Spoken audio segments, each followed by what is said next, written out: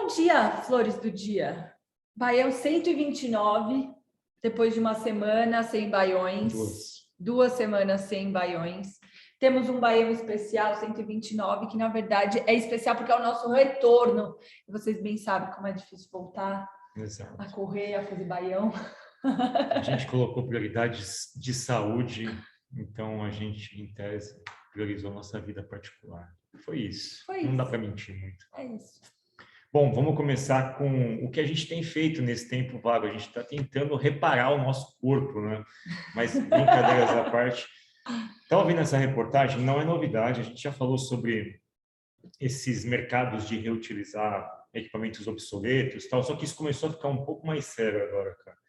E aí já tem linhas específicas Green Alliance. no Reino Unido, eles já estão pensando de uma forma um pouco mais estruturada de criar faculdades, cursos técnicos para capacitar pessoas para trabalharem na indústria de reutilização. Não, e bastante emprego, 450 mil jobs. Exato. Porra. E isso é um conjunto de medidas. Tem um pouco de política pública, de você zerar impostos de itens recondicionados, reutilizados, recalchutados, reformados, ou seja, toda essa indústria trabalharia com imposto, se não zero, algo muito próximo de zero. Tem um esforço de treinamento de mão de obra que, em tese, está obsoleta por algum outro tipo de contexto econômico. E tem, efetivamente, as metas ambientais para 2030, 2050, os recortes de cada país, no caso do Reino Unido aqui, de reduzir pela metade até 2050 o desperdício de aparelhos eletrônicos. Posso ser bem... Eles copiaram a gente, sabe, né, Fábio Ribeiro? Porque é escrito que é uma oportunidade para criar comunidades de circular economy. Exato. Quem que fala isso há 2 anos? Somas, Master Track, Fábio Ribeiro e eu. Não sei zoar, mas eu acho que a gente construir... Eu sou muito partidária dessa ideia, Fá, de conseguir espalhar comunidades que possam reciclar os próprios componentes. Porque uma coisa é você... Vou dar um exemplo. Vamos supor que a gente vai dar aula no Capão Redondo, como já aconteceu. Se eu tiver que mandar tudo que está lá para cá, para eu arrumar, para depois mandar de volta, seria melhor que a própria comunidade adquirisse aquela capacidade, aquela renovação. Então, eu concordo com a Green Alliance, de que a gente precisa criar essas comunidades locais para que a gente possa avançar, sabe? O que eu acho legal aqui é o seguinte, o governo está vendo isso como uma indústria à parte, está criando condições específicas, a questão dos impostos, metas, geração de novos empregos e tal. E também tem uma regulação que exige que, por exemplo, aqui tem as lavadoras de louça e as máquinas de lavar, elas vêm hoje com tem uma conotação ali técnica de limitação de direito de reparo, ou seja, durante um intervalo de tempo você só pode reparar aquilo com a própria empresa, as pessoas não podem dar manutenção nas máquinas, o que faz com que às vezes as pessoas desistam daquele equipamento e comprem um novo. Assim, né? E aqui especificamente isso também muda, pelo menos com esses equipamentos de eletrodoméstico, não está ainda, enfim, na mesma lista computadores e smartphones, mas eu acho que isso pode mudar com o tempo. A questão é a forma como essa indústria tem sido vista. Eu vendo essa foto aqui, eu fiquei pensando, imagina que os stand centers vão ter vários professores, vão ter escolas de reparo, porque quem mexe com essas coisas hoje são essas pessoas, né? Então, é uma boa notícia, eu acho que essa é uma indústria que tende a se difundir cada vez mais. Mas você sabe que é raro? Acabei de lembrar, meu pai reformou um computador dele, né? E eu mesma virei e falei assim, pai, mas esse computador já tem 8 anos, será que dá para arrumar? Eu mesma que vivo isso, respiro isso, a gente de fato não tem essa cultura, Fábio. Não tem. Mas sabe o que eu acho legal da cultura? A gente pensa no valor final, não sei, enfim. A gente pensa na conveniência também, no status. Vou dar um exemplo. iPhone, para trocar a tela é 3 mil reais, para comprar um novo é 5 mil reais. É capaz da pessoa comprar um novo do que gastar 3 mil reais para recuperar o antigo, por N motivos. Mas um dos principais pô, cara, quando você gasta 3 pau, você está deixando de jogar mais um dispositivo no mercado. Então, esses 3 mil reais são muito mais vantajosos. Enfim, mas o ponto a gente faz a conta financeira. Mas é que são 3 mil reais, né? Então, assim, você faz, tem um aparelho que já... Porque quando você coloca uma tela numa Ele está obsoleto? Não, já? você perde a garantia da loja oficial. Enfim, tem uma série. A indústria, a forma como ela se equilibrou, ela não favorece você. A troca, A troca. Verdade. Uma coisa interessante que eu acho que isso traz como efeito colateral é o ato das pessoas tomarem um pouco posse dos seus produtos ao ponto de desmontá-los e tentar entender como as coisas funcionam. Isso é um pouco de educação, né? Total. Um pouco de construtivismo aí, né? Total. Construcionismo. Construcionismo. Né? Total. De você entrar em contato. Enfim, talvez isso possa até surgir como base nas escolas, nos ensinos mais básicos. Ali. O mínimo de eletrônica, o mínimo de problem solving. O mínimo para fazer, tipo, abrir um aparelho e saber como funciona. Que era o que os nossos avós faziam, nossos pais faziam, né? Acho que a galera antigamente tinha, principalmente pais, meninos, tinha essa cultura, né? De, tipo, abrir o rádio, abrir a TV, era caro, era tudo muito custoso. Então, você tinha que dar um jeito, né? Aí você ia lá e arrumava. Exato. Quem está fazendo isso muito bem é a Amazon. A Amazon está no mercado, os representantes da Amazon estão no mercado de restaurar avaliações. Reciclar reviews. Bom, tudo é review hoje, né? Tudo que a gente vai assistir tudo na TV, indicação. Tudo é indicação, tudo tem uma nota, tem uma escala, tem um rating, tem um like, tem um NPS. Então, o que está acontecendo na Amazon é que à medida que você deixa um review, aquilo vem identificado, né? Você sabe efetivamente quem foi a pessoa, não é anônimo, né? Você compra e só quem compra é que pode fazer o review, faz sentido, né? O que está acontecendo é que os vendedores da plataforma, não a Amazon especificamente, mas aqueles que são terceirizados ali, que são partes que só usam o marketplace, eles estão rastreando as pessoas que deram avaliações mais baixas e estão meio que dando uma subornada nas pessoas, do tipo, tá aqui um cupomzinho de $100 ou tipo um mimo, alguma coisa parecida, mas você consegue revisar a sua avaliação lá? Eu fico pensando... Você nunca passou por isso em Uber, em coisa de carro? Tipo, me dá 5 estrelinhas lá. Nunca te pediram 5 estrelinhas? Então, mas me pediram antes de eu avaliar. Tá. Isso é o NPS de cabresto que eu falo. Aqueles pedem para mudar, né? Aqueles pedem para mudar. Então, tipo, você avalia negativamente, já entra um bot para falar com você, em alguns casos, e te oferece alguma coisa, e tenta te sensibilizar ou algo do tipo. O que eu fico pensando é o quanto essa cultura de você buscar esse tipo de perfeição de avaliação acaba desvirtuando a necessidade da escala. Tipo, se tudo é 5, onde que eu vou fazer a separação do gradiente, né? Mas a Amazon, enquanto plataforma, tem que proibir isso, né? Por exemplo, eu fico pensando assim, você pode deletar, mas hoje a Amazon tem condição de fazer análise sentimental. Se uma review, sem nenhum tipo de compra intermediária, sem nenhum tipo, muda da hora para outra, exato. Isso devia ser identificado, concorda comigo? É que beira uma propaganda enganosa, né? Você modificar um review... Então, a Amazon tem como identificar isso, não tem? Imagino que sim, você tem como identificar pelo log da avaliação se ela mudou para cima, né? Não, mas eu posso até... Tudo bem, se ela mudou para cima e você me justificou de um jeito coerente, ok. Mas se foi drástica essa mudança, eu acho que tem que ter análise disso, né?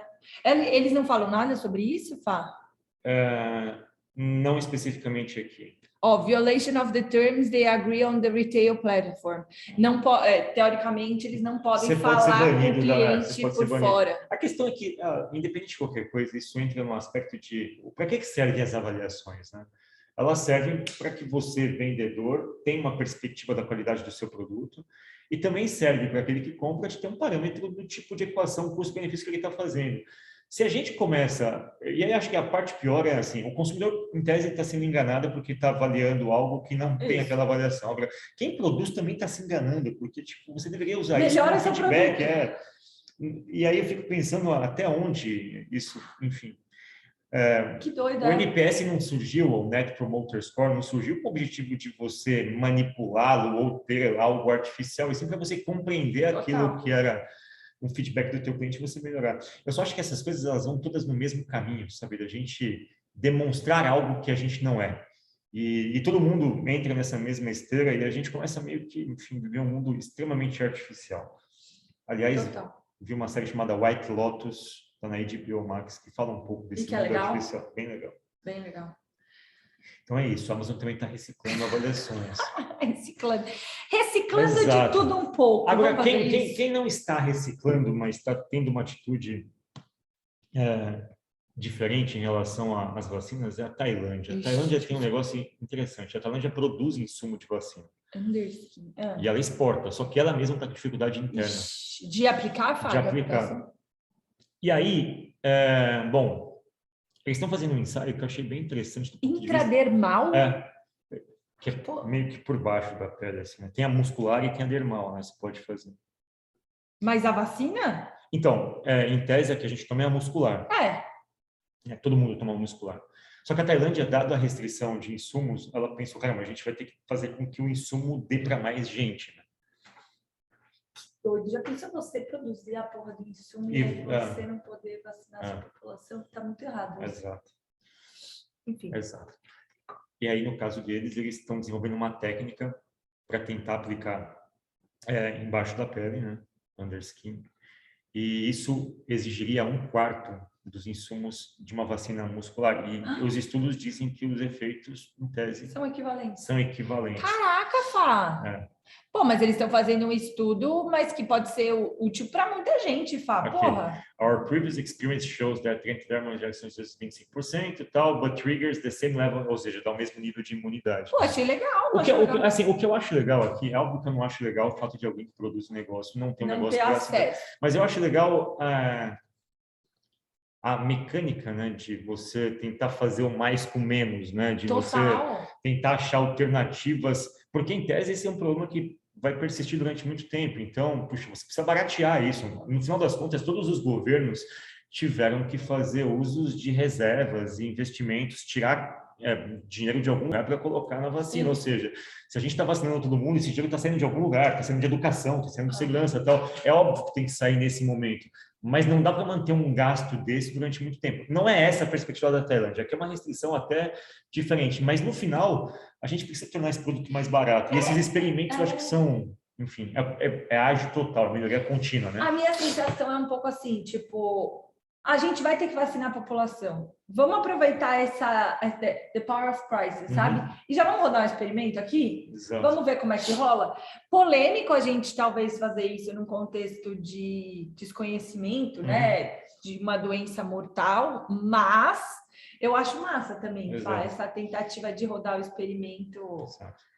Bom, as pesquisas deles dizem que sim, que a intradermal ela dá o mesmo efeito. Deve doer menos, né? Não sei. Só que a AstraZeneca e a Pfizer ainda não se manifestaram para falar sobre eficiência. O que eu acho legal é a perspectiva de você buscar alternativas, uma vez que a vacinação está acontecendo e, enfim, as taxas na Tailândia são muito baixas, né? Porque no Brasil, eu vi ontem, no Brasil tem 99,9% da população que está vacinada. Brasil? 99,9%. Absurdo. Né? Caraca! Pelo menos com a primeira dose, é isso? É que o Brasil, de fato, tem essa cultura. Pelo menos com a primeira dose. É que a gente curte vacina, o brasileiro curte vacina. E aqui, no final das contas, a Tailândia está só com 8,3%. Nossa. É que a Tailândia é menor que a gente, né? Tem 66 milhões. É 1/4. Não é tão pequeno, não é maior do que muito país europeu, né? Maior que a Espanha, maior que a Itália. Bom, é isso. Vamos mudar aqui. Então, mas esse aí é reciclagem, Reciclagem de insumos de vacina. Reciclagem de insumos, gostei. Bom, e assim, a China, no final das contas, ela faz reciclagens de monopólios.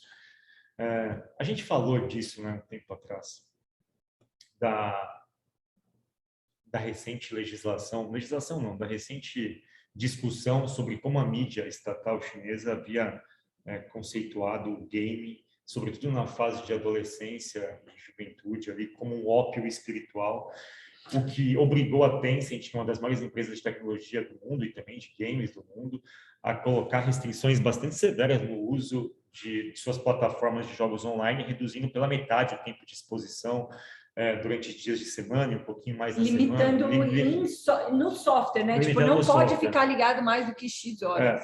E aí, tipo, isso... Chocante. O artigo fala sobre essa medida especificamente, mas não só isso, né? Eu acho meio chocante. Ele fala sobre todas as medidas do governo chinês em relação a quem, de alguma forma, se destaca em termos de poderio econômico ou coisa do tipo. Primeiro foi o Jack Ma, com a empresa que ele tinha montado a Ant Group, que é uma empresa de microcrédito, que aí a China falou, cara, a gente vai tomar uma multa bilionária, está super alavancado, os bancos precisam de um certo nível de reserva, vocês operam um nível irrisório e tal, para o lado. Né? Deram uma restrição violenta. O Didi se lascou também. Depois vieram no Didi de criptomoeda. Em seguida, gigantes do ensino com fins lucrativos são colocados offline por distorcer a chance de admissão à faculdade para estudos de família ricas que podem pagar pela ajuda. Agora é a vez do game. E aí todo mundo começa a olhar a narrativa chinesa de um jeito estereotipado, como se isso fosse um excesso de censura. E aí, quando você olha a coisa de um pouco mais de perto, em uma época de crescente desigualdade na China, ser rico não é mais. Nas próprias aulas de Deng Xiaoping, glorioso. Eles estão tentando combater distorções. Eles estão tentando combater que esses monopólios fiquem cada vez maiores, onde eles aplicam suas próprias regras. E, de fato, isso pode ser visto como uma mão pesada demais do poder. Né? Mas, enfim, aí tem duas maneiras de entender. Uma narrativa que prevalece para a gente é que o governo está intimidando. O comunista quer diluir. Alguns argumentam que ele prefere colocar Alibaba, Didi ou Tencent em seu lugar e talvez totalmente fora do mercado do que deixá-los se tornarem centros de poder rivais, ou seja, alguma coisa que rivalize até com o próprio governo. Outra leitura é que ele está usando seus terríveis poderes, e é engraçado como se fala, China, para um propósito compreensível. Como é que pode ter terrível poder? Tipo, mas é de... A China está controlando as empresas no interesse da harmonia social sobre o crescimento infinito. A partir dessa perspectiva, a China está astutamente flexionando os músculos do Estado de partido único para conter males sociais como desigualdade, monopólio e apatia induzida pelo jogo. E é de fato, o que ele diz apatia induzida pelo jogo é, cara, quem vai querer concorrer com a Amazon hoje? Você não consegue nem ter uma ideia mais. Vou ter uma ideia, o Google já fez, a Amazon já fez. Essa palavra apatia eu achei interessante. E aí ele encontrou um aliado na juventude chinesa, mas não por conta dos jogos, assim, porque o chinês, na verdade, tem uma empresa, esse Chris Wu, que é um dos caras ligado à Tencent, ele é acusado de ser um predador sexual. E aí, tipo, os jovens falam, legal, a gente vai na mesma briga por outros motivos com você. Você bloqueia ali... negar a Tencent. Caraca. Pode falar assim... Me passou uma coisa que eu vou falar, mas que a gente pode ser cancelado por isso. Talvez, assim, eu até talvez seja um pouco comunista, mas talvez a gente, não sei se é o Estado que tem que fazer isso, mas uma certa limitação a um poder absurdo e a gente não aceitar que 9 empresas dominem o mundo, talvez seja coerente. Eu também acho. A questão daqui da China é que... Como fazer, eu não sei, mas eu consigo concordar. A questão é que é um jogo de sombras aqui, que né? doido, Ao mesmo tempo que essas empresas elas estão sendo reguladas hoje, elas também foram estimuladas pelo mesmo governo, tipo, olha, tá aqui subsídio, cresce, porque a gente precisa ter a nossa Amazon, o nosso Google, a nossa Sony, a nossa Nintendo. E assim, tipo, foi conveniente em certo momento você fazer vista grossa, gerou economia. A questão do jogo é esse, tipo, ok, mas... De certa forma, o Congresso americano está fazendo a mesma coisa. E a gente não fala que eles têm poderes terrivelmente, não sei o que lá. A regulação vai acontecer também nos Estados Unidos. Então, mas é que é uma regulação diferente, né? Não é diferente. Tipo, eles não mandaram agente de segurança lá na Amazon. É que a gente vê a história com os nossos olhares aqui. Ocidentais, né? Enfim, eu prefiro, pelo menos nesse momento... Assim, o que eu queria deixar de recado é que talvez esse seja o jeito, Fá, de controlar a desigualdade, de controlar a diversidade, de controlar a monopólio. Eu fico imaginando que na China, um país com 1,2 bi de população, se não tenha muitos... Vamos fazer uma discussão um pouco mais aprofundada, acadêmica, enfim. Tem 2 mil de pessoas. Antes ele fazendo algo com esse tipo de perspectiva, só o fato de imagina poder se ser... der certo, mas imagina se a gente descobrir que esse é o jeito. Mas só o fato de poder haver uma interpretação positiva já é bom. Sabe? Só o fato da gente já poder olhar de um lado, mas ele deve estar fazendo... Só o fato de ter essa interpretação, para mim, já pode ser positivo. É óbvio que a gente está falando aqui sem entender nada de direitos humanos, geopolítica, coisas do tipo. É só para trazer um pouco da perspectiva do quanto empresas chinesas, conforme crescem, estão sendo reguladas de um jeito austero. Posso falar só mais uma coisa? Eu prometo. Eu fico pensando como os tempos mudaram, né? Eu estava vendo ontem o Fantástico, uma série chamada Mulheres Afegãs. Olha como a juventude catalisou a parada, né, Fá? Sim. Há algum tempo atrás, se a gente olhasse uma notícia dela, será que a juventude de 30 anos atrás cancelaria alguém por uma denúncia de assédio ou isso nem chegaria à mídia? Acho que... Sabe, quando eu vi, e é óbvio que eles não vão cumprir, mas quando eu vi o Talibã falando que no governo novo deles as mulheres teriam direitos. Não vai ter, mas eles se sentiram na obrigação de fazer de falar, entendeu? Eu falei pro Marcos, eu fiquei um tempão discutindo.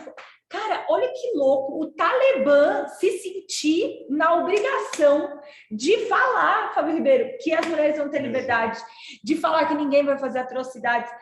O mundo tá muito louco. Bom, já que você falou do Talibã, eu vou pular essa reportagem aqui. Sem internet nem aprendizagem. A gente volta lá no próximo Baião. É uma crítica minha a essas reportagens cheias de gráficos aqui. Eu acho que quanto mais gráfico, mais a gente fica olhando o gráfico. Temos que reciclar os gráficos. A gente mais olha os gráficos das coisas e menos a gente raciocina sobre o que aquilo significa. A gente começa a fazer essas equivalências visuais. 1 milhão de estudantes com internet, igual eu fico pensando, tá bom, ok, mas e aí, transformar isso num debate gráfico para dar a sensação de desigualdade é super interessante para chamar atenção, mas eu fico pensando o quanto a gente, ao ler os gráficos, já não decodifica o que está por trás daquilo. A gente volta disso no próximo Baião. Vamos falar do Talibã aqui. Não do Talibã, OnlyFans. Eu vou pegar essas duas e colocar no próximo. Vou falar sobre 2 reportagens do Talibã. Vou deixar o OnlyFans e a desigualdade para o próximo Baião. O Álvaro está conduzindo, o Álvaro trabalha no Fantástico, conduz um programa hoje que tenta explorar a dinâmica da evolução das vacinas. Tem um documentário super legal na Globoplay, A Coisa das Vacinas. E ele meio que posta notícias de jornalismo. Ele colocou, é raro, mas de vez em quando dá orgulho e emociona. O que essa menina fez é de meio que, assim, você fica com o estômago gelado, assim. O que ela fez? Eu não vi, Fábio. Ela tá lá no Talibã como uma correspondente. Só que ela é uma repórter. Elas não vieram embora. Ontem tinham vários jornalistas falando que eu não vou vir embora. Então, o que me chama a atenção é que as reportagens mais emblemáticas são com mulheres jornalistas. Não, e é muito louco, porque na primeira...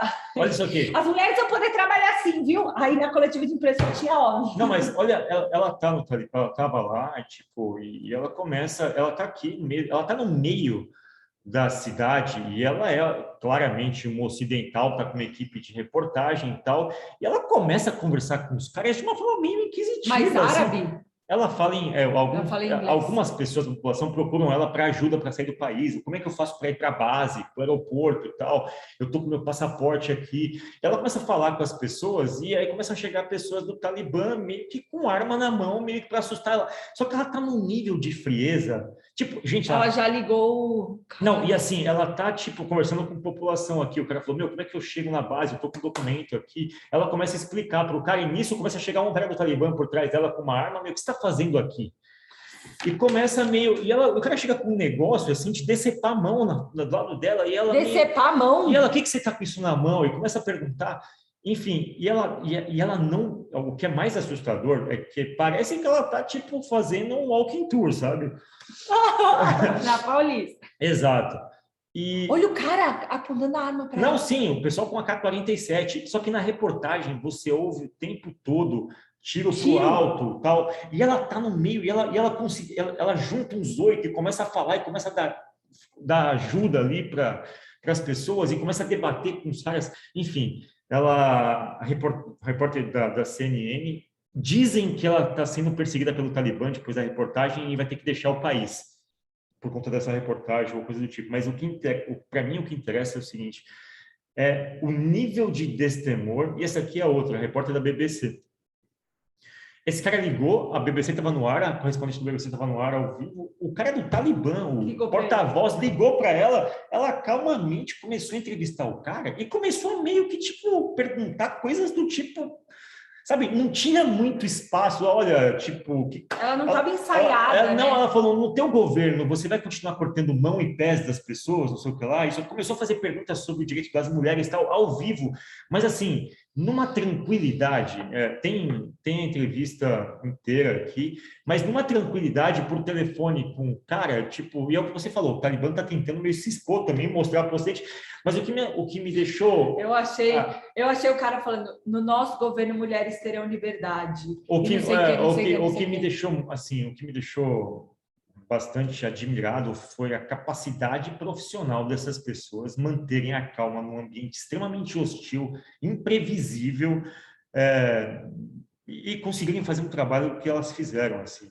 Achei sensacional, acho que é uma aula de profissionalismo, uma aula de como você lidar com a incerteza, com a situação extremamente sensível e conseguir fazer uma entrevista que ela não era uma entrevista ela não era uma entrevista panfletária, lacradora, sensível. Ela era uma entrevista técnica. Nos dois casos, as pessoas se mantiveram nas suas e passaram para quem estava vendo, por mais que o ambiente fosse completamente tenso, passaram uma sensação do tipo, puxa, vamos enfrentar esses caras. Elas passaram essa sensação. Nossa. Quando a garota vai lá no meio e dá aquela e tem aquele aspecto de frieza, ela dá uma sensação, calma aí, tipo, vocês não vão fazer isso de um jeito tão simples, sabe? Eles estão falando em transição peaceful, né? Óbvio que isso não é real, assim, mas... Mas o que é mais interessante, cara, é que elas em nenhum momento, assim, uma coisa que a gente sempre discute, né, no ambiente corporativo, é de como as mulheres tiveram que se masculinizar nos seus trejeitos, nas suas formas de se expressar. Ontem passou no Fantástico uma guria que teve que, para ajudar a família e trabalhar, ela ficou 20 anos se passando por homem no governo anterior. Só que nesse caso, as duas repórteres, elas não tentaram emular nada. Elas foram simplesmente elas, assim. Nossa. Eu achei sensacional, tanto a garota da CNN Award, quanto a da BBC, a Suhail Shalim. Não, qual da BBC?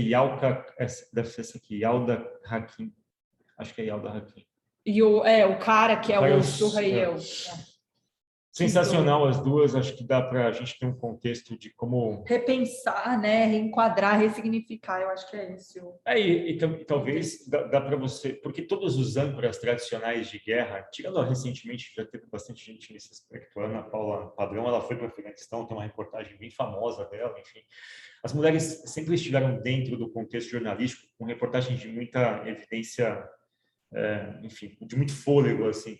O que me surpreendeu positivamente aqui é isso já começou nas Olimpíadas também, é tentar se distanciar do estereótipo masculino na narração do jogo, na reportagem, jeito, né? Isso.